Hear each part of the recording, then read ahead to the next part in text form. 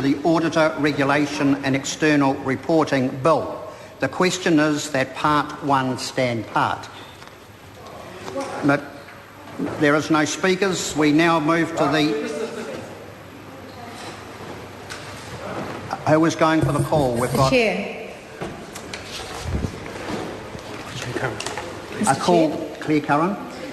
Mr. Chair, this bill, as we've heard and have spoken about in the House several weeks ago, strengthens the regulation of practitioners who carry out the audits of issuers, and it also reconstitutes the Accounting Standards Review Board as the external reporting board, and requires the Institute of Chartered Accountants to regulate auditors as a specialist profession rather than chartered accountants. It was introduced on the 14th of September 2010, and it's now passing through its committee stage. Labor supports this bill. We've spoken about it in depth in this House on a number of occasions, because ultimately it's part of a suite of bills which are about restoring confidence in New Zealand's financial markets. And while this is a very complex and detailed bill, we have closely scrutinised in both this bill and the legislation which sets up the Financial Markets Authority at the Commerce Select Committee, and there has been considerable debate at the Commerce Select Committee about this bill and all the other bills that accompany it. And it's important, as it is in every time that we get up to speak on these bills, to acknowledge that the work that was done to underpin this bill and previous bills that surround it was done by the previous Labor government. And certainly, while the work of the Select Committee has been very important, that the work done by the former Commerce Minister, the Honourable Leanne Dalzell, is also important and must be acknowledged. And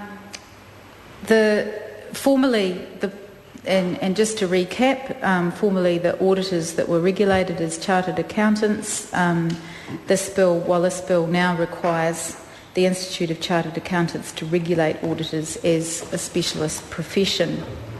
And the Financial Markets Authority is now going to be responsible for auditor oversight and monitoring and reporting on the adequacy and effectiveness of the Institute of Chartered Accountants regulatory system. There were a number of changes that went through the Select Committee. We're debating Part 1 of the bill, and in particularly the changes that were made in Part 1 and Clause 3, which sets out the purpose of the bill, which was to regulate auditors who carry out auditors in respect of issuers, and to establish an independent oversight system, to promote in respect of issuer audits, quality, expertise and integrity in the profession of auditors, and to promote the recognition and the professional status of New Zealand auditors in overseas jurisdictions. Clause 5, which relates to the functions of the Financial Markets Authority under this legislation, which is going to include the responsibility for setting the minimum standards for becoming a licensed auditor and granting accreditation to persons as accredited bodies and monitoring those accredited bodies, and also carrying out practice reviews. And also responsibility for regulating overseas qualified auditors, which was formerly the responsibility of the Registrar of Companies.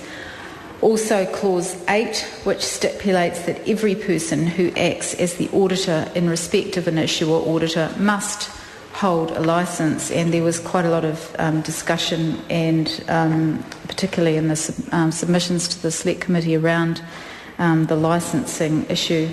The definition of issuer in the Financial Reporting Act 1993 covers firstly those entities that seek funding through debt and equity instruments that are offered to the public, and secondly it includes bank, insurance companies, mutual funds and other entities that take deposit. And then There was clause 9, which requires audit firms to be registered, and each engagement partner in the firm must be a licensed auditor. Breach of that clause by the firm would translate to every partner or director of the audit firm committing an offence and would be liable to a fine that doesn't exceed $50,000 if the breach took place under their authority and knowledge. So knowledge will be determined where they reasonably or should have known and failed to... Nicole Stewart-Nash. Thank you very much.